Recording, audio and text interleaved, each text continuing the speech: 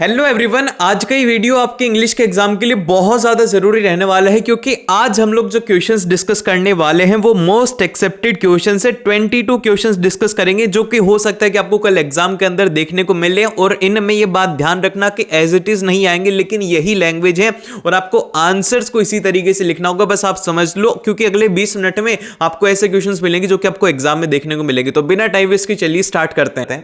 तो सबसे पहला और सबसे इंपॉर्टेंट क्वेश्चन हमारे पास में यह आता है कि what suggestions were given by the doctor Herriot to Mrs Pumphrey at the initial stage. Initial stage के ऊपर क्या क्या जो था वो डॉक्टर ने उनको रिकमेंड किया था। दोनों ने इसको रिकमेंड किया था कि भैया सबसे पहले तो उसकी एक्सरसाइज अच्छे से करवाओ, फिर सेकंड ये है कि उसकी जो डाइट है वो थोड़ी स्ट्रिक्ट और उसको जो खाना है वो थोड़ा कम दो, जिससे कि क्या होगा कि उसका मूवमेंट अच्छे से हो पाएगा, एक्सरसाइज करने से वो अच्छे से हेल्दी हो पाएगा। इनिशियल स्टेज के ऊपर डॉक्टर ने ये कहा था। अब हम इसकी फ्रेमिंग किस तरीके से करेंगे ये ध्यान से सुनना, ये काफी ज्यादा इंपॉर्टेंट है। ये है कि doctor Herriot suggested Mrs Pumphrey to cut down on the sweet thing. सबसे पहले कहा कि मीठा उसका बिल्कुल ही बंद करो, और उसके बाद में not to give extra food to him, और उसको ज्यादा खाना देने की कोई भी जरूरत नहीं है।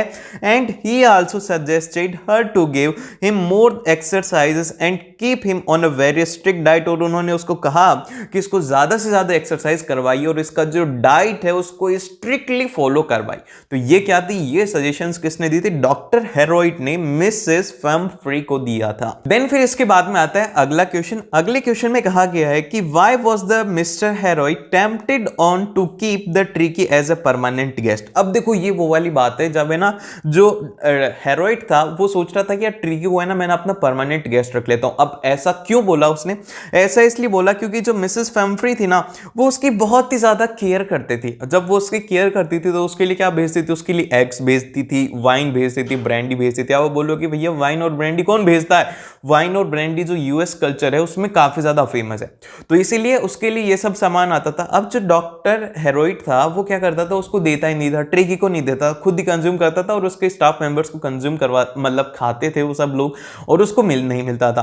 तो इसीलिए उसको लगा कि यार जब तक ये रहेगा, जब तक ये आएगा, जब तक हमारा अच्छे से होगा, तो उसने मन ही मन में सोचा कि यार इसको परमानेंट बना लेते तो परमानेंट हमें ये सब चीजें खाने को मिलेंगी। इसीलिए उसने ये सोचा था। अब हम इसकी फ्रेमिंग इस तरीके से करेंगे, इसमें हम लिखेंगे कि Mrs Pumphrey used to send a lot of things like eggs, wine, brandy etc for Tricki, but nothing was given to Tricki. Tricki को कुछ भी नहीं दिया जाता था। All the things were consumed by the doctor and the other members of the hospital, और जो doctor और जो दूसरे मेंबर थे हॉस्पिटल की वो सब चीजें खाते थे उसकी।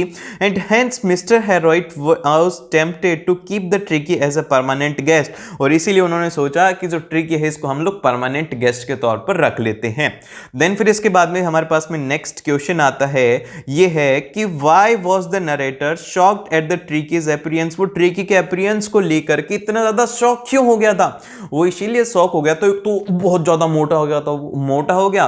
फिर सेकंड ये है कि उसने देखा था कि अरे तू चल फिर भी नहीं पा रहा है, इसलिए वो क्या हो गया, काफी ज्यादा शॉक हो गया। तो हम लोग इसका आंसर लिखेंगे कि the narrator was shocked as the Tricki appearance because he had become a very fat. काफी ज्यादा मोटा हो गया, तो बहुत ज्यादा उसको है ना खाने को दिया जाता, तो बहुत ही ज्यादा उसको मोटा कर दिया, मतलब मोटा हो गया। And his blood red and the I gazed straight, और फिर इसके साथ में हिज टंग लोल्ड फ्रॉम हिज जाव, और मतलब कि उसकी ये अपीयरेंस को देख करके उसने बोला यार ये क्या हो गया इसको, तो इसीलिए नरेटर उसको देख करके शॉक हो गया। देन फिर इसके बाद में अगला क्वेश्चन आता है जो कि 2016 का क्वेश्चन है। इसमें बोला गया है कि why was the doctor Herriot confident that Tricki will be in a hospital soon. Doctor ने क्यों बोल दिया कि यार ये हॉस्पिटल में बहुत ही जल्दी आने वाला है? तो देखो डॉक्टर जो होता है वो देखते ही पहचान लेता है कि इसका क्या हुआ, तो उसने उसकी सिचुएशन देखी कि यार ये तो चल फिर भी नहीं पा रहा, तो इसीलिए इसको हॉस्पिटल में आना पड़ेगा। ये आपको लाइन लिखनी है और इसी लाइन को हमने 3 लाइनों में लिखा है, तो ध्यान से देखो इस लाइन को। इसमें लिखा हुआ है कि doctor Herriot was shocked to see the Tricki's condition, he knew that the latter would be soon hospitalised as he was unable to move, और उसको पता लग गया कि भैया ये तो चल फिर भी नहीं पा रहा, तो ये हॉस्पिटलाइज जल्दी ही होने वाला है। देन फिर इसके बाद में चलते हैं हम लोग नेक्स्ट क्वेश्चन के ऊपर। नेक्स्ट क्वेश्चन जो है ये है हमारा मिसेस फेमफ्री से रिलेटेड है। इसमें क्या कहा गया है, इसमें कहा गया है कि in the end of the lesson Mrs Pumphrey says this is the triumph of the surgery. अब ऐसा उन्होंने क्यों कहा? ट्रायम्फ का मतलब होता है कि ग्रेट सक्सेस। अब ये सर्जरी के अंदर ग्रेट सक्सेस क्यों कहा? तो देखो ये कहने के पीछे का वजह ये थी कि Mrs Pumphrey dog Tricki has fallen ill. सबसे पहले तो हम लिखेंगे कि क्या हुआ था, ट्रिकी जो था वो बीमार पड़ गया था and had to admitted for the treatment to the doctor Herriot's hospital.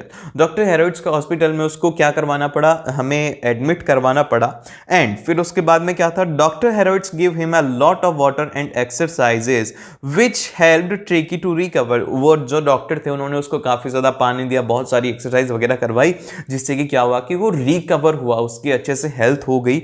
And when Mrs Pumphrey went to collect him, और जब उसको अपने जो डॉग था उसको कलेक्ट करने के लिए गई तो जो डॉग है उसने क्या किया, ये सबसे ज्यादा इंपॉर्टेंट है, Tricki jumped on her lap. उनकी लैप के ऊपर ट्रिकी एकदम से जंप किया and started licking her face. जैसे कि आपने देखा होगा कि कुत्ते जब भी अपने मालिक को या फिर देखते हैं ना तो उनको देख करके बड़े ज्यादा खुश हो जाते हैं, और अपनी खुशी को एक्सप्रेस कैसे करते हैं, उनके साथ में जैसे दिखेंगे उनके ऊपर कूद जाएंगे और उनको चाट करके वो बताते हैं कि आप बड़े अच्छे, मतलब एक तरीके से हम लोग जो हैं वो तो बोल करके अपनी फीलिंग्स बता देते हैं, जानवर अपनी बोल करके नहीं बताते, तो वो इस तरीके से अपने फीलिंग्स को बताते हैं। और फिर इसके बाद में seeing him fully recovered Mrs Pumphrey said it is a triumph in the surgery. उसकी सर्जरी में एक ग्रेट अचीवमेंट था उसको इतना ज्यादा। अब इसके बाद में हमारा क्वेश्चन यहां पे ये है, सबसे पहला क्वेश्चन देखिएगा, यहां पे इसमें दिया गया है कि what condition did Anil put before appointing Hari Singh as a servant. ये क्वेश्चन आपके एग्जाम में पूछा जा चुका है, 2012 में क्वेश्चन पूछा जा चुका है कि ऐसी कौन सी कंडीशन थी जो कि अनिल ने हरि को कही थी जब कि उसको सर्वेंट की तरफ अपॉइंट किया था। तो यहां अब हमें इसका आंसर किस तरीके से लिखेंगे ये काफी ज्यादा इंपॉर्टेंट है। तो सबसे पहले हम लोग इसके आंसर में लिखेंगे कि before appointing Hari Singh as a servant Anil told him that he would not give Hari a regular salary. तो देखो ध्यान से देखो, अब इसकी स्टार्टिंग जो है वो आपको इस तरीके से करनी है कि before appointing Hari Singh as a servant, ये जो लाइन है ये आपको क्वेश्चन से ही इसमें ऐड करनी है, जिससे कि आपका आंसर जो है वो अच्छा दिखेगा। आप स्टार्ट करने को ऐसे भी कर सकते थे कि Anil told him that he would not give Hari a regular salary, तो इसे इतना अच्छा नहीं लगता। लेकिन एक अच्छा जो आंसर रिप्रेजेंटेशन की टेक्निक होती है वो ये होती है कि आप सबसे पहले क्वेश्चन का कुछ पार्ट लिखें और फिर उसके बाद में आगे का क्वेश्चन का आंसर उसमें आपको लिखना है। तो ये क्या होता है कि एक अच्छी टेक्निक होती है आंसर लिखने की। इसके बाद में आप इसमें लिखेंगे कि he had to cook food for both, और उसको खाना जो है वो दो लोगों के लिए बनाना पड़ेगा। And Anil could only feed him, और अनिल उसको बस फीड कर सकता है। तो ये आप इसके अंदर आंसर इस तरीके से लिखेंगे तो आपको एग्जाम के अंदर फुल मार्क्स मिलेंगे। अब इसके बाद में आता है नेक्स्ट क्वेश्चन, जिसके अंदर की कहा गया है कि how did Hari Singh make money though he was not paid by Anil. Anil उसको पैसे नहीं देता था लेकिन फिर भी वो पैसे कैसे बनाता था। तो याद करो कि अनिल है ना इतना लापरवाह इंसान था कि वो है ना उससे ना कई बार जैसे कि बाजार से सामान मंगवा लिया और उसने ना उससे बिल नहीं लिया, तो क्या होता था कि वो उसको ज्यादा बता करके या फिर कोई चीज के कम बता करके वो ऐसे अपने पास में पैसे सेव कर लेता। जैसे कि फॉर एग्जांपल के लिए कि स्कैम आप देखो कैसे करा जाता है, मैं आपको बताता हूं कि आपको है ना घर वालों ने दिए कि बेटा 500 रुपए ये हैं और ये सामान लेकर के आना है। उनको अप्रोक्सीमेटली पता होता है कि हाँ 500 तक का आ जाएगा, लेकिन आप ऐसी दुकान पर गए जहां पर कि आपको सस्ता सामान मिल गया, आपको 50-60 रुपए सस्ता सामान मिल गया, तो आपको 450 का सामान पड़ा और आपने सीधा जाकर के घर वालों को दे दिया और आपने उनको बताया नहीं कि आपको ये सामान इतने का पड़ा, तो क्या होगा 50 रुपीज आपके पास होगी। तो ऐसा ही कौन करता था, ऐसा ही करता था हरि। हरि क्या करता था कि अनिल उसको सामान लेने के लिए मार्केट का जितना भी काम था वो कौन मैनेज करता था, हरि। अब हरि जो है अनिल उसको कह देता कि भैया ये पैसा है, ये सामान लेकर के आना, लेके आ जाना, और अनिल उससे पूछता नहीं था, तो वो कुछ सामान अपनी उसमें जेब में डाल लेता था। तो ये होता। अब हम इसको किस तरीके से लिखेंगे, इसको हम लोग लिखेंगे कि Hari Singh did all the market duty for Anil. तो सबसे पहले हम बताएंगे कि क्या काम करता था हरि। तो हरि तो सबसे पहले सारी मार्केट ड्यूटीज जो थी वो हरि करता था अनिल के लिए। देन फिर इसके बाद में यहां पर आएगा कि he saved money from the things he purchased as Anil never asked him to give the accounts. और उसने ना पैसे बचाए थे उन चीजों से जिनके लिए कि अनिल ने कभी पूछा ही नहीं, उससे कभी बोला ही नहीं कि इसका कहां बिल है, क्या है। तो इस तरीके से उसने पैसे बनाए थे। अनिल उससे पे नहीं करता था लेकिन फिर भी वो स्मार्ट तरीके से उसे ले लेता था।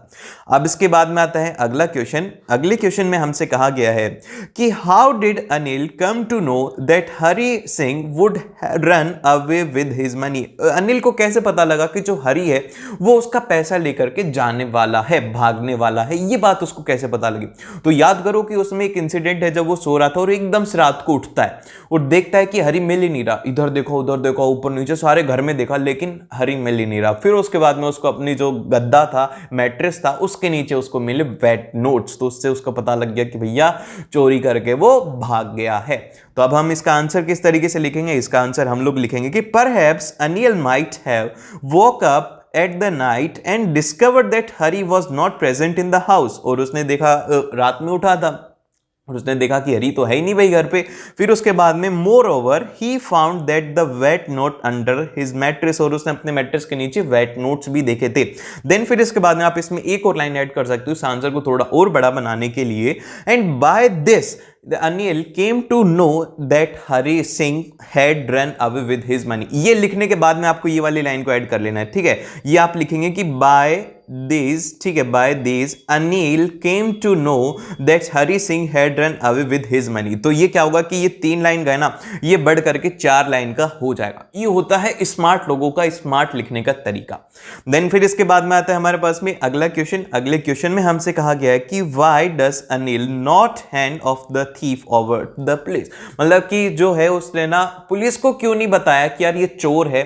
अगर चोर हो तो आप क्या करोगे? पुलिस को बताओगे, पहले आप खुद उसको बजाओगे। जैसे कि मान लो कि आपके घर पे कभी चोर आए और आपके पास में वो डंडा और आपने उसको पकड़ लिया, तो आप क्या करोगे? दबा के उसको मारोगे, जितने भी आपके अंदर भड़ास है ना वो मारोगे। फिर उसके बाद आप पुलिस को दे दोगे। लेकिन अनिल क्या था? अनिल ऐसा नहीं था। अनिल का दिल बहुत बड़ा था। अनिल क्या था? बहुत बड़ा आदमी था, उसका दिल बड़ा था ना। तो उसने क्या बोला कि यार कोई बात नहीं, मैं नहीं बताऊंगा पुलिस को। क्योंकि क्यों नहीं बताएगा? क्योंकि हरी जो था ना उसको है ना रिग्रेट हो गया था। हरी को क्या हो गया था? रिग्रेट हो गया था कि यार उसने ना, मतलब एक तरीके से जब किसी को रिग्रेट हो जाता है ना तो उसके बाद में पनिशमेंट देने का कोई मतलब नहीं है। तो इसीलिए यहां पर क्या है कि अनिल ने पुलिस को नहीं बोला। अब हम इसका आंसर किस तरीके से फ्रेम करेंगे वो देखिए। Anil was a large hearted person. बड़े दिल वाला आदमी था, खुले दिल का आदमी था। And he forgive Hari as he wanted to reform him. और उसने ना हरी को छोड़ दिया, माफ कर दिया, क्योंकि वो चाहता था कि वो चेंज हो जाए, वो रिफॉर्म हो जाए। And he knew that Hari Singh was sorry for this act। और उसे पता था कि हरी है ना इसको लेकर के शर्मिंदा, उसने जो गलती करी है ना उसको लेकर के उसमें गिल्ट है। And so he did not think right to hand over to police. और उसने ये नहीं सोचा, इसके बाद में ये नहीं सोचा कि यार मैं उसको पुलिस को दूं। उसने बोला चल जा यार, ठीक है, माफ किया तेरे को। और फिर इसके बाद में नेक्स्ट क्वेश्चन आता है। नेक्स्ट क्वेश्चन हमारे पास में इस तरीके से रहेगा कि what great qualities made Ausable a great secret agent. ऐसी कौन सी क्वालिटी थी जिससे कि अयूजेबल जो है वो एक ग्रेट सीक्रेट एजेंट बन गया था? तो इसका आंसर हम लोग इस तरीके से लिखेंगे कि Ausable was a secret agent in the organization. वो ऑर्गेनाइजेशन में सीक्रेट एजेंट था। और फिर इसके बाद में ही वाज अलर्ट। वो बहुत ही ज्यादा अलर्ट था, उसके पास में रिसोर्सेज भी थे। अगर आपके पास में रिसोर्सेज, आप अलर्ट हो। और फिर उसी के साथ में he was a cool headed person and he had a lot of presence of mind. उसका प्रेजेंस ऑफ माइंड इतना तगड़ा था ना कि भैया सब कुछ पहचान लेता था। कि वो जैसे कि मान लो कि हम है, हमारा प्रेजेंस ऑफ माइंड इतना नहीं रहता। हम अगर एक चीज के ऊपर फोकस कर रहे हैं, एक के ऊपर ही कर रहे हैं। लेकिन कई लोग ऐसे होते हैं जैसे कि फॉर एग्जांपल के लिए वो एक बार अगर चीज देखते हैं तो उनको आसपास का सब कुछ पता रहता है। इधर ही हो रहा है, इधर ही हो रहा है, इधर ही हो रहा है। उनका माइंड जो है वो प्रेजेंट रहता है। और हमारा क्या होता है, हम करते हैं ओवर थिंकिंग। और इतनी तगड़ी ओवर थिंकिंग करते हैं ना कि पेपर कैसा होगा, पेपर के अंदर क्या होगा, अगर पेपर में मुझे कुछ नहीं आया तो, अगर मैंने एग्जाम में अच्छा स्कोर नहीं किया तो वो क्या कहेगी, ये क्या कहेगी। तो हमारा क्या है कि हमारा प्रेजेंस ऑफ माइंड उस काम में नहीं है। लेकिन इसका जो प्रेजेंस ऑफ माइंड है ना वो बहुत ही तगड़ा है। अलर्ट भी है साथ में कि अगर कुछ भी होता हाथों हाथ एक्शन, ऐसे ऐसे एक्शन लेता है और उस चीज को वहां पे ओवरकम कर लेता है। तो ये क्या है, ये है उसकी एक ग्रेट क्वालिटी है। इसीलिए क्या है, वो एक सीक्रेट एजेंट है। देन फिर इसके बाद में हमारे पास में अगला क्वेश्चन आता है जो कि 2014 में बोर्ड में पूछा गया था। क्वेश्चन क्या था? ये क्वेश्चन ये था कि why was the Fowler was disappointed on seeing the Ausable. Ausable को देख करके वो डिसअपॉइंट क्यों हो गया था? वो डिसअपॉइंट इसलिए हो गया था, Fowler was disappointed on seeing the Ausable who was an unlike other secret agent. उसने देखा था कि यार वो दूसरे सीक्रेट एजेंट्स के जैसा नहीं है। And he was a fat and sloppy with the heavy American asset. तो मतलब वो मोटा था, सो मोटो था, बहुत तगड़ा सा आदमी था। उसको देख करके बोला यार ये सीक्रेट एजेंट कैसे हो गया यार। तो उसको डिसअपॉइंटमेंट हुई यार, ये बनने लायक नहीं था। और फिर इसके बाद में he was not at all flashy and romantic like other agents, और ना तो वो रोमांटिक था जैसे कि और एजेंट्स है ना, वैसे रोमांटिक नहीं था वो, बड़ा उदास सा आदमी था, वो बड़ा स्ट्रिक्ट सा आदमी था, ठीक है। तो इसीलिए क्या है कि यहाँ पर उसको देख करके डिसअपॉइंटमेंट हुई, यार ये बन कैसे सकता है यार। तो देखो बन गया हो तो इसीलिए ना किसी की फिजिकल अपीयरेंस पर नहीं जाना चाहिए। वो एक आता है ना कि नेवर जज a book by its cover, तो वैसे यहां पर बात है कि भैया उसके लुक्स को लेकर के उसको जज ना करो। देन फिर इसके बाद में यहां पे नेक्स्ट जो क्वेश्चन है वो ये है कि how did the Max try to escape, Max जो था उसने किस तरीके से भागने की कोशिश करी थी, and what happened to him, और उसके साथ में हुआ क्या था। तो देखो हुआ ये था कि जो मैक्स था ना वो छुप गया था बालकनी में, ठीक है, वो बालकनी में छुप गया। अब उसके बाद में जैसे ही है ना वो क्या करा कि उसने ना विंडो के ऊपर पैर रखा और जंप करने की कोशिश करी, और फिर इसके बाद में क्या हुआ कि वो गिर गया बालकनी से। और जब बालकनी से कोई गिरेगा यार इतनी ऊंचाई से, जिंदा बचेगा क्या, नहीं बचेगा, तो मर गया। इतना आसान आंसर था, बड़ा सिंपल सा आंसर था।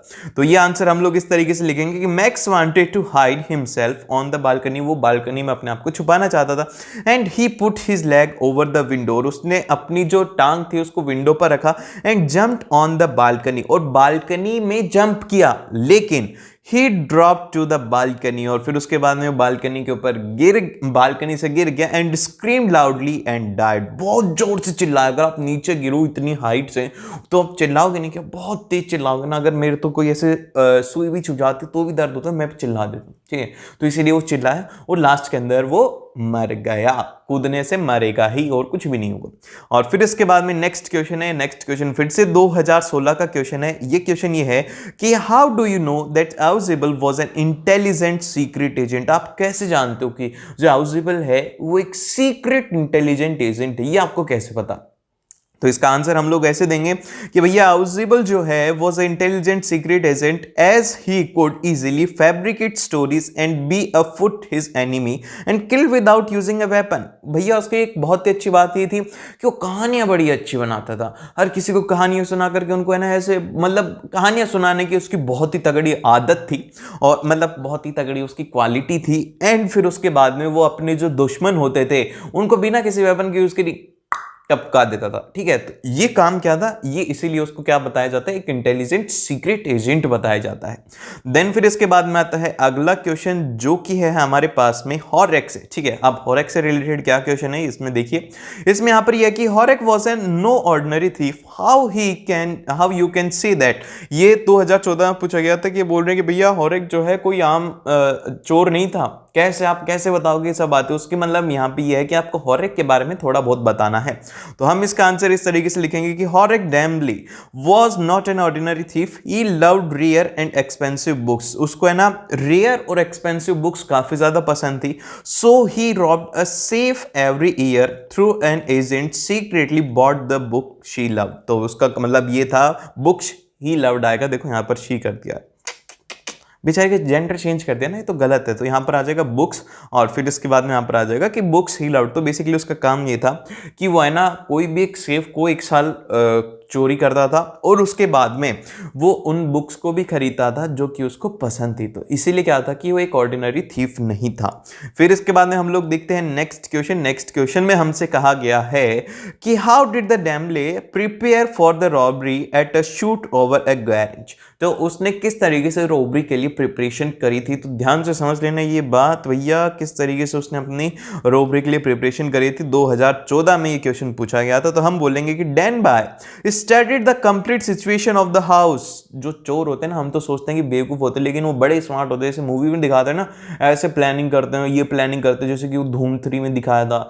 और जितनी भी चोरी वाली मूवियों में दिखाते हैं कि इतना स्मार्ट दिमाग लगाते हैं, लेकिन वो अगर थोड़ा सा दिमाग इधर और उधर लगा दे, सही कामों में लगा दे, तो उनको चोरी करने की जरूरत ही नहीं। लेकिन वो क्या करता था कि पहले पूरी सिचुएशन को स्टडी करता था कि भैया घर के अंदर क्या क्या है, कौन कब आता है। जैसे कि ये चोर होते हैं वो भी यही करते हैं, सीधा चोरी नहीं करते हो, पहले एक हफ्ते तक उस घर के बाहर जाकर के खड़े होता है। फिर उसके बाद में देखते हैं कि भैया इसमें कितने लोग हैं, कौन कब आता है, कब जाता है, कब ये घर सबसे ज्यादा खाली होता है, रात में कितने लोग रहते हैं। ये सब काम वो लोग करते हैं। तो देखो ऐसी जो सिचुएशन है, ऐसी सिचुएशन में अगर आपको कोई भी अपने अपने घर के आसपास एक ही कान में रिपीट मिल रहा है ना, तो उसको है ना ऐसे कौन सा वाला होता है यार वो डायलॉग, उससे यहाँ पे ना उसको देखोगे कि यार ये तो कुछ गड़बड़ है दया, कुछ गड़बड़ है, तो ऐसी गड़बड़ वाली सिचुएशन वहाँ पे होती है। तो यहाँ पर वो क्या करता था, वो दैट इज की इलेक्ट्रिक वायरिंग किधर है, पाथ किधर है, गार्डन किधर है, ये सब चीजें वो एक तरीके से नोटिस करता था। And he collected knowledge about the family, और वो फैमिली के बारे में पूरी नॉलेज लेता था कि कितने लोग हैं, क्या करते हैं, कब जाते कब आते हैं। And he knew all the movements of the servants and he always kept his tool ready, और वो है ना सारे जो सर्वेंट्स हैं उनका भी मूवमेंट ट्रैक करता था और अपने जो टूल्स है ना उनको हर टाइम पर रेडी रखता था। देन फिर इसके बाद में आता है नेक्स्ट क्वेश्चन। नेक्स्ट क्वेश्चन में हमसे कहा गया है कि हॉरेक स्नीज्ड, हॉरेक ने छींका, लेकिन उसने ऐसा क्यों किया? क्यों किया भैया? छींक दिया तो छींक दे यार, इसमें क्या क्वेश्चन बनने की जरूरत है? क्यों आएगा ये क्वेश्चन? लेकिन ये आ सकता है, इसीलिए मैंने ये दिया छींका। अब हमने कभी सोचा ही नहीं कि यार हमने क्यों छींका, नाक में कोई प्रॉब्लम हो गई होगी, या फिर उसको जुकाम हो रहा होगा, या फिर धूल हो गई होगी, कुछ तो हुआ होगा जब भी उसने छींका, लेकिन ये भी क्वेश्चन बना दिया। बताओ, तो हम इसका आंसर इस तरीके से लिखेंगे कि Horace did not sneeze deliberately, rather he suffered from an attack of a hay fever. वो ऐसे नहीं आई थी भैया, उसको हे फीवर का एक अटैक आया था, इसीलिए उसकी छींक निकल गई। And there was a big bowl of a flowers kept in the drawing room that cost him to sneeze, और वहां पर एक बड़ा सा एक बाउल रखा हुआ था फूलों का, जिस वजह से उसको छींक आ गई। और फिर इसके बाद में क्या हुआ वो हमें पता नहीं, वो हमें पता नहीं। अरे मजाक कर रहा हूं, अगले क्वेश्चन में देखेंगे ना कि उसके बाद में क्या हुआ था। तो यहां पे अगला जो क्वेश्चन है उसमें कहा गया है कि what went wrong when Horace Danby robbed at the shot over garage. उसके साथ में क्या गलत हो गया था जब वो है ना रॉबरी करी थी, उसने कहां पे करी थी?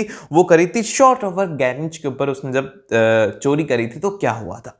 तो इसका आंसर हम लोग लिखेंगे कि while Horace Danby was inside the house he lady The lady in the red came and announced that she was the owner of the house। और एक जो लेडी थी ना, वो लाल कलर वाली लेडी जिसने लाल कलर के कपड़े पहने हुए थे, वो आती है और अनाउंस करती है कि वो है इस घर की मालिक। And her appearance was such that he was fooled, उसकी अपीयरेंस इस तरीके की थी जैसे कि वो कोई पागल है।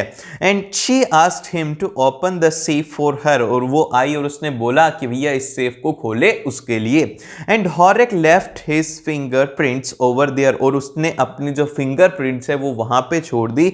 हेंस ही वाज अरेस्टेड, और इसी वजह से क्या हुआ कि वो वहां पे अरेस्ट हो गया। ठीक है, सिंपल सी बात है कि भैया उसने बोला कि यार तुम ये कर दो, और फिर उसके बाद में उसकी फिंगरप्रिंट छूट गई। लेकिन जो हमने मूवीज में देखा कि वो फिंगरप्रिंट्स कैसे निकालते हैं, फिंगरप्रिंट्स निकालते नहीं, कोई ग्लव्स पहन के आते हैं, फिर उसके बाद में फिंगरप्रिंट्स को उससे निकालते हैं, पता नहीं क्या क्या ही होता है भाई, वो तो पूरी फिक्शन ही बनाते हैं।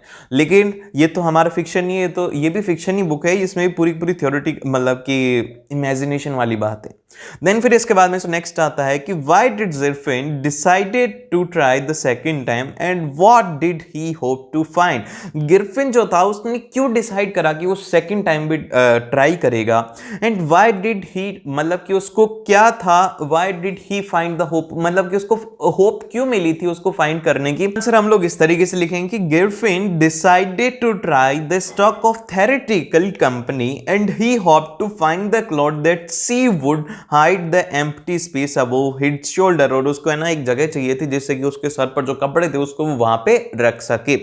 देन फिर इसके बाद में अगला क्वेश्चन आता है जो कि हमारा फिर से पूछा गया था। हम कलर थोड़ा चेंज करते हैं, प्रेजेंट में ये वाला कलर लेते चलो। तो इसमें कहा गया है कि give the character sketch of Griffin invisible scientist. उसका इनविजिबल साइंटिस्ट की तरह आपको कोई कैरेक्टर बताओ। 2016 का ये क्वेश्चन पूछा गया, बड़ा ही अच्छा क्वेश्चन था। ब्रिलियंट साइंटिस्ट था वो। कैसे था वो ब्रिलियंट साइंटिस्ट? वो ऐसे ब्रिलियंट साइंटिस्ट था because home he used his scientific discovery and became a lawless person. उसने अपने साइंटिफिक डिस्कवरी को यूज करा और एक लॉलेस पर्सन बन गया, उसके ऊपर कोई भी लॉ एप्लीकेबल नहीं था। फिर इसके बाद में यहाँ पे लिखा हुआ है कि he started enjoying harming the people, मतलब कि उसको लोगों को परेशान करने में मजा आने लग गया। जैसे कि अगर आपके पास में इनविजिबल पावर होगी तो आप क्या करोगे, कमेंट करके जरूर से बताना कि भैया एक काम तो ये करेंगे कि सभी बच्चों के ना सीवी से ना फुल मार्क्स ला देंगे, सभी की हेल्प कर देंगे, सभी को आंसर शीट बता देंगे, रात को है ना सभी को वीडियो भेज देंगे कि ये लो। हाँ, और इसी से मेरे को एक बात और याद आई, एक स्टूडेंट बता रहा था कि भैया एक जो चैनल है वो ये बोल रहा है कि ना 2023 का सैंपल पेपर है, 500 रुपए में लीक हो गया है, 500 रुपए दे दो तुम्हें पेपर मिल जाएगा। तो देखो ऐसा ये जो है ये है स्कैम, ये तो कॉमन सेंस है यार, पेपर कभी लीक होता है क्या? तुम 500 रुपए भी गवा दोगे और वो पेपर भी नहीं आएगा। तो ऐसे लोगों से दूर रहना जो कि कहते हैं कि ऐसे में पेपर मिल जाएगा।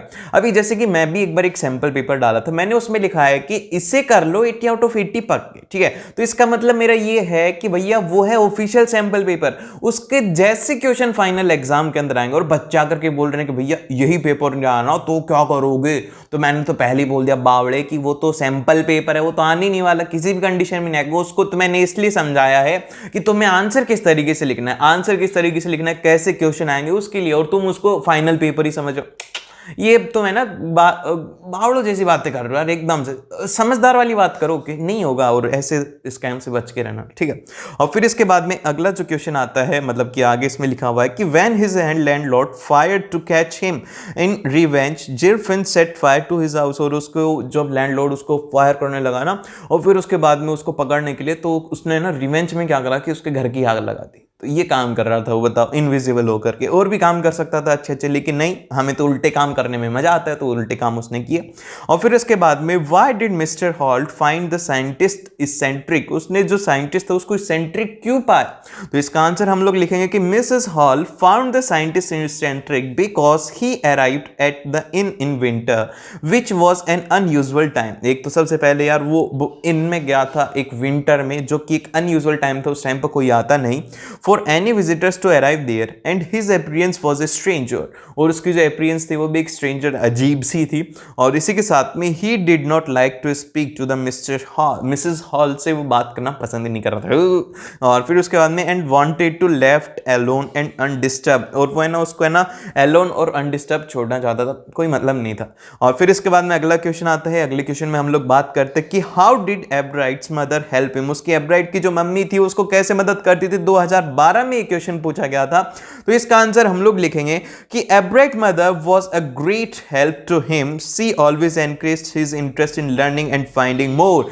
उसकी मम्मी जो थी ना उसको बड़ा सपोर्ट करती थी, बेटा तू ये चीज ढूंढ, ये ऐसे कर वैसे कर, सारा सारा जो सपोर्ट थी वो करती थी उसकी मम्मी उसको। एंड फिर इसके बाद में she took him on the trips, उसकी मम्मी उसको ट्रिप्स पर भी लेके जाती थी। In fact she also bought him the telescope, microscope, camera mounting materials and the other equipment that helped him in many ways. उसकी मम्मी उसको इतनी हेल्प करना चाहती थी, उसको कैमरा भी ला दिया, उसको सब कुछ ला दिया, ट्राइपॉड भी ला दिया, उसको माइक्रोस्कोप भी ला दिया, और क्या क्या ला के दे दिया, सब कुछ ला करके दे दिया, जिससे कि उसका ना इंटरेस्ट बने। उसको ट्रिप्स पर लेके जाती थी ताकि उसको पता लगे कि कैसे उसके अंदर वो डिस्कवरी वाली है ना वो चीज़ उसमें डेवलप करना चाहती थी। उसकी मम्मी उसको मैं उसकी हेल्प भी करती थी। और फिर इसके बाद में नेक्स्ट आता है, ये क्वेश्चन आपके एग्जाम के अंदर आ सकता है क्योंकि 2014 में आया था, और ऐसा ही क्वेश्चन एग्जाम में इस बार भी आ सकता है कि इसमें कहा गया है कि how did the Richard mother help him to become a scientist, उसकी मम्मी ने उसको साइंटिस्ट बनने में कैसे हेल्प करी। अगर ये क्वेश्चन आएगा तो लॉन्ग आंसर टाइप में क्वेश्चन आएगा, तो हम इसको पॉइंट्स में लिखेंगे। सबसे पहला पॉइंट हमारा ये रहेगा कि Richards mother was a watchful parent who kindly observe her child, मतलब कि वॉचफुल का मतलब ये होता है कि जो कि अपने बच्चे को काफी ज्यादा ऑब्जर्व करते हैं। जैसे कि बहुत सारे जो पेरेंट्स होते हैं वो काफी ज्यादा पॉसेसिव होते हैं अपने बच्चे को लेकर के। आपने देखा होगा कि बहुत सारे पेरेंट्स ऐसे होते हैं जो कि करते हैं कि भाई तू ये कर ले, जैसे कि आपके भी पेरेंट्स होंगे तो वो बोलते हैं कि बेटा ये क्वेश्चंस कर ले, ये बुक पढ़ ले, ये कर ले, ये कर ले। तो मतलब ज्यादा पॉसेसिव कि इसके साथ में कुछ बुरा ना हो जाए, वैसे हर एक पेरेंट्स से ज्यादा पॉसेसिव होते हैं, लेकिन कुछ और ज्यादा पॉसेसिव होते हैं, तो उनके बारे में यहाँ पे बात करी गई है। एंड आइडेंटिफाइड हिज इंटरेस्ट, और उसके पेरेंट्स जो थे उसने ना उसको आइडेंटिफाई करा कि इसका किस में इंटरेस्ट है। And inclination and channelised his energy to the right direction, और उन्होंने देखा कि भैया इसका इसमें इंटरेस्ट है तो इसको इसी में ही भेजो, इसी में भेजो। तो ये यहाँ पर एक सबसे ज्यादा इंपॉर्टेंट रोल प्ले करता है कि आप क्या करने वाले हो। अगर आपको इंटरेस्ट वाली चीज में भेज जाता है, उस काम को करने में आता है मजा, और जब काम को करने में आए मजा तो कोई सजा वाली बात नहीं होती, बस मजा ही मजा आता है उसमें। तो इसलिए ये बात आप ध्यान से देखना, मतलब ध्यान से अपने जो कैरियर है उसके बाद में डिसाइड करना, भी तो पेपर दे लो। और फिर इसके बाद यहाँ पर आते हैं कि she was cleverly kept him occupied with the learning activity activities which was a constructive use of a free time. उसकी मम्मी जो थी उसको फ्री नहीं बैठने देती थी, उसका जो टाइम है कंस्ट्रक्टिव चीजों में लगाती थी, उसको कोई नई चीजें सीखे, वो कोई नई चीज करे जिससे कि उसका जो फ्री टाइम है उसमें वो कुछ ना कुछ सीखता रहे। और फिर इसके बाद में जो नेक्स्ट आता है कि she bought him the books to a kind is curiosity and thus provided the impetus towards the scientific interest. और उसकी मम्मी जो थी उसको बुक ला करके देते थे कि उसकी जो क्यूरियोसिटी है अंदर की उससे जागे, उससे पढ़ करके उसकी क्यूरियोसिटी शांत हो और उसको और चीजें जानने के लिए अंदर से उत्सुकता हो। And she was thereby played a significant role in making of a scientist। और इसीलिए उसकी मदर जो थी उसने एक साइंटिफिक मतलब कि उसको साइंटिस्ट बनाने में बड़ा ही रोल प्ले किया था। देन फिर इसके बाद में आता है नेक्स्ट क्वेश्चन है। नेक्स्ट क्वेश्चन में हमारे पास में ये जो क्वेश्चन है बड़ा ही अच्छा क्वेश्चन है। इसमें कह रहे हैं कि मटिल्डा जो थी वो दुखी क्यों रहती थी। अब दुखी रहती तो रहने दो, हमें क्या मतलब, ये मत लिख देना, लिखना हमें आंसर ये है कि Matilda was always unhappy because she had been born into a simple family. सबसे पहला तो यही था कि वो सिंपल फैमिली में पैदा हो गई। उसको ये था कि यार मेरे को क्यों नहीं वो अमीरों वाली चीजें मिली, मैं क्यों ऐसे सिंपल फैमिली में, मैं भी तो एक अमीर फैमिली में पैदा हो सकती थी। इसको लेकर के वो दुखी थी, लेकिन दुखी होने की क्या जरूरत थी, खुद अमीर बन जाती तो वैसी फैमिली अपने आप ही हो जाती। लेकिन पर नहीं, हमें तो कमी निकालने की आदत है, मेहनत करने से आता है जो, ठीक है। और फिर इसके बाद में यहाँ पर आता है family of clerk and married also clerk से उसके घर में पैदा हुई और क्लर्क से ही उसकी शादी हो गई। वो चाहती थी कि कोई एक ऐसा अमीर सा आदमी हो जिससे क्या ना उसकी सारी की सारी जो ख्वाहिशें हैं वो सब पूरी हो जाएं, लेकिन ऐसा कुछ भी नहीं हुआ था। Thus her desire to be a rich distinguish or becoming known were never fulfilled which caused him her unhappy. और उसके जो डिजायर था कि उसके पास में बहुत कुछ हो, रिच रहे, वो सब फुलफिल ही नहीं हुआ, तो इसीलिए क्या हुआ, वो दुखी रहने लग गई। ये कोई रीजन है दुखी होने का? दुखी होने का रीजन ही नहीं है, ये तो नॉनसेंस बात कर रही है। और फिर इसके बाद में नेक्स्ट क्वेश्चन आता है कि why did Matilda don't want to see his rich parents. मतलब कि वो अपने जो रिच फ्रेंड्स थे उनको क्यों नहीं देखना चाहती थी। इसलिए नहीं देखना चाहती थी क्योंकि यार उनके पास में होती थी लग्जरी चीजें और उसके पास में लग्जरी चीजें नहीं थी, तो इसीलिए वो उदास हो जाती थी। और तो हम इसका आंसर लिखेंगे कि Matilda did not want to see her rich friends because she suffered from the inferiority complex. उसको लगता था यार, थोड़ा डाउन फील होता था कि वो उनके पास में ये सब चीजें, वो थोड़ा डाउन फील करती थी। And she was married to a simple clerk, और वो सिंपल क्लर्क से उसकी शादी हो गई। Whereas her friends were rich and full power of money. उसके जो फ्रेंड्स थे उनके पास में पूरे पूरे पैसे की ताकत थी, वो बड़ी बड़ी लग्जरी गाड़ियों में आते थे और वो सब एक सिंपल सी क्लर्क फैमिली से बिलोंग करती थी। और फिर इसके बाद में अगला क्वेश्चन आता है। अगले क्वेश्चन में हमसे कहा गया कि why was the Matilda sad after the ball. Ball के बाद में वो सैड क्यों थी? तो यहां पर ये 2014 में क्वेश्चन पूछा गया, तो हम लोग इसमें लिखेंगे कि the night of the ball had been realisation of a long cheers dream for Matilda. मतलब कि बेसिकली यहाँ पे ये बता रहे हैं कि ये जो नाइट थी ना बॉल वाली, ये बहुत ही बड़ा एक जो बोल सकते हैं कि लॉन्ग चीयर्स ड्रीम था मटिल्डा का। And when she was a focus of all attentions and every eye admired her. और उसको है ना उस दिन है ना सभी ने देखा, सभी ने उसको एडमायर भी किया था। And but the happiness was short lived and degenerated into the shocks of the worst nightmare when she discovered that the necklace was missing from her attire. मतलब कि बेसिकली यहाँ पे कहा यह जा रहा है कि ये जो हैप्पीनेस थी ना ये ज्यादा टाइम तक नहीं रुकी, क्योंकि वो सबसे बुरा सपने में कन्वर्ट हो गया जब उसने अपना नेकलेस नहीं देखा था। आपकी कोई प्रीशियस चीज वो गायब हो जाए तो भैया किसी बुरे सपने से वो कम नहीं होता। And her mind was ridden with the faithful of how she would face the madam Forester and pay up for the loss. और वो उस लॉस को कैसे देगी, तो ये यहाँ पर बड़ा ही खतरनाक सी बात है। वो खो गया तो अब यहाँ पर तो बड़ी गलत बात हो गई ना। और फिर इसके बाद में अगला जो क्वेश्चन आता है वो ये है कि why could mister Forester not recognise her friend Matilda at the end of story. वो उसको क्यों नहीं पहचान पा रही थी? तो उसको ना पहचानने का पहला रीजन तो ये था कि यार वो काम बहुत ज्यादा करती थी, इतना ज्यादा काम करती थी, इतना ज्यादा काम करती थी, इतना ज्यादा काम करती थी कि वो काफी ज्यादा बुढ़ी हो गई थी। और वहीं पर जो उसकी दोस्त थी मिसेस फॉरेस्टर, वो काफी ज्यादा एक तरीके से आप बोल सकते हो कि क्या थी, वो यंग दिख रही थी। ये था उसके पीछे का रीजन, वो काम कर करके बुड्ढी होगी, बहुत ज्यादा हार्ड वर्क करती थी वो। तो यहाँ पे हम लोग इसका आंसर लिखेंगे कि Matilda had to work very hard to lead her life and she had become a strong and a hard women the crude of a women of the household. वो बड़ी स्ट्रॉन्ग बन गई, बड़ी hard working women बन गई थी क्योंकि उसको अपना घर चलाना होता था।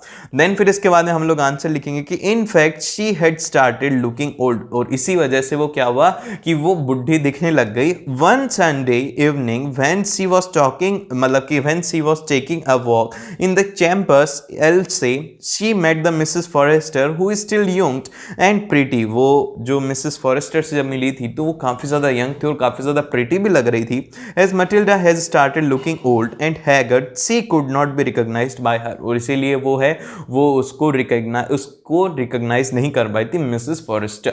इतना आसान सा आंसर था इसका।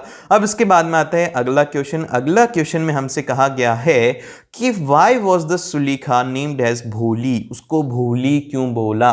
पे हम लोग इसका आंसर लिखते हैं। इसका आंसर ये हो गया कि when Sulekha was 10 months old she fell from the cot, वो कॉट से गिर गई थी। तो इससे क्या हुआ, by this accident her head and some parts of brain get damaged, और इसी वजह से क्या हुआ कि उसका सर और उसके दिमाग के कुछ पार्ट क्या हो गए, वो हो गए भैया डैमेज। जिस वजह से क्या हुआ कि वो है ना स्टैमर भी करने लगी, अच्छे से बोल नहीं पाई थी, लेट हुई थी। तो भैया अगर जैसे कि मान लो कि इसी वजह से क्या होता था कि उसका ना उसकी दोस्त भी चिढ़ाती थी, उसको है ना हर कोई टॉर्चर कर रहा था। तो पता है आपको, हमें ना बचपन में तो किसी के भी साथ में ना ऐसे उसको मजाक उड़ाते हैं, तो पता है हमें ना मजाक नहीं उड़ाना चाहिए। अब बताओ क्यों, मैं बताता हूँ।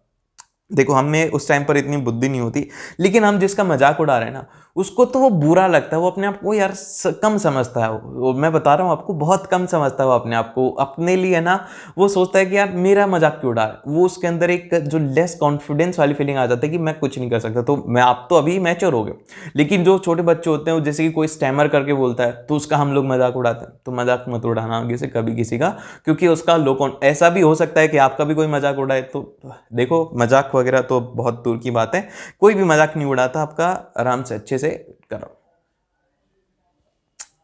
और फिर इसके बाद में यहाँ पे क्या है, इसी वजह से क्या हुआ कि वो क्या है, वो बोलने में थोड़ी हकलाने लग गई। जैसे कि वो बेड से गिर गई थी, जिस वजह से उसका दिमाग और उसके सर के ऊपर चोट लग गई। अब जब सर के ऊपर चोट लग गई तो उससे क्या हुआ कि वो स्टैमर करने लग गई और वो लेट बोलना सीखी थी। तो हम लोग इसका आंसर आगे लिखेंगे कि she also stammered and she remained a backward child and being simple she was named as Bholi. तो भैया वो जो थी, इसी वजह से क्या हुआ कि वो गिर गई थी बचपन में गिरने की वजह से उसका दिमाग वगैरह कम चल रहा था, इसीलिए उसको जो नाम दे दिया गया वो दे दिया गया भोली। और वो एक बैकवर्ड चाइल्ड की तरह, उसको पीछे की बच्चे की तरह, मतलब बोल सकते हो कि थोड़ी वीक काइंडनेस में बच्चे की तरह रह गई। और फिर इसके बाद में अगला जो क्वेश्चन आता है, 2014 में ये क्वेश्चन पूछा गया था। क्वेश्चन ये है कि why did the other childrens make the fun of Bholi. भैया भोली का मजाक क्यों बनाते थे बच्चे। तो ये तो बड़ा ही कॉमन सेंस वाला क्वेश्चन है। ये क्वेश्चन हम इसका आंसर हम लोग ऐसे लिखेंगे कि some parts of the Bholi's brains got damage when she fall from the cot at the age of 10। जब 10 महीने की थी वो कॉट से गिर गई थी। This made him a little backward and simpleton, मतलब कि इसी वजह से क्या हुआ कि वो थोड़ी बैकवर्ड चिल्ड्रन बन गई थी एंड सिंपलटन हो गई थी। And she learn to speak a little late and stammered a lot. इसी वजह से क्या हुआ कि वो बोलना भी लेट सीखी थी और स्टैमर भी काफी ज्यादा करती थी। इसीलिए जो बच्चे थे उसका फन बनाते थे और उसकी मिमिक्री करते थे। वो जैसे कि कई बच्चे अटक के नहीं बोलते कि मैं ऐसे ऐसे उसकी मजाक करके उसका मजाक उड़ाते थे, इसीलिए उसका भोली का मजाक उड़ाते थे। यार ये तो गलत बात थी ना। देन फिर इसके बाद में अगला जो क्वेश्चन आता है हमारे पास में वो ये है कि give example from the text that भोली वाज अ नेग्लेक्टेड चाइल्ड। भोली एक नेग्लेक्टेड चाइल्ड थी, इसका कोई एग्जांपल दो। तो भैया इसके एग्जांपल बहुत सारे हैं, 5 पॉइंट का है। अगर क्वेश्चन आएगा 2013 में आ चुका है, इस बार ऐसा नहीं आकर के थोड़ा कुछ चेंज हो जाएगा। अगर क्वेश्चन आएगा तो आपको ये पॉइंट्स जरूर से लिखने हैं। तो हम इसके अगर बात करें तो यहां पर आएगा कि भोली was a quite a neglected child at home and this evidence from the many sitting things in the passage. ये जो बातें हैं ये हम लोग बहुत ही चीजों से बोल सकते हैं। वो एक नेग्लेक्टेड चाइल्ड थी घर पे, वो कैसे थी वो हम लोग बात करते हैं। सबसे पहला तो no new clothes were made for her and she was always passed on the dresses by her elder sister. उसके लिए कोई भी नई ड्रेसेस नहीं आती थी, जो भी ड्रेस उसकी बड़ी सिस्टर की होती थी वही यूज उसको मिलती थी। फिर थर्ड यहाँ पे आता है कि no one care to bath her or oil her hair and even wash her clothes. उसके बारे में कोई भी ध्यान नहीं देता था कि वो नहाई है नहीं नहाई, उसके बालों में तेल लगाना और उसके कपड़े भी कोई नहीं धोता था, इसीलिए उसको नेग्लेक्ट किया जाता था। फिर फोर्थ जो पॉइंट है कि the neglected was probably due to the fact that she was the youngest in the household of 7 children. और ये जो नेगलेक्ट वाला फीचर है वो इसलिए है क्योंकि 7 बच्चे थे, 7 में से सबसे छोटी जो थी वो थी भोली। और फिर लास्ट में ये है कि it might be the she failed to draw the attention and affection of her parents because of her disadvantageous look और her physical setbacks। और उसके जैसे कि उसका लुक अच्छा नहीं था, वो अच्छी नहीं दिखती थी, फिर इसी वजह से क्या हुआ था कि उसका फिजिकल सेटबैक अच्छा नहीं था, इसीलिए उसके पेरेंट्स उसके ऊपर ज़्यादा ध्यान नहीं देते थे। तो ये सब बातें थी भैया भोली की, और इसी तरीके से आपके एग्जाम में भी क्वेश्चन आएंगे। और मिलते हैं आप लोगों से नेक्स्ट वीडियो में। अगर सब्सक्राइब नहीं किया तो सब्सक्राइब करो, लाइक नहीं किया तो जल्दी से लाइक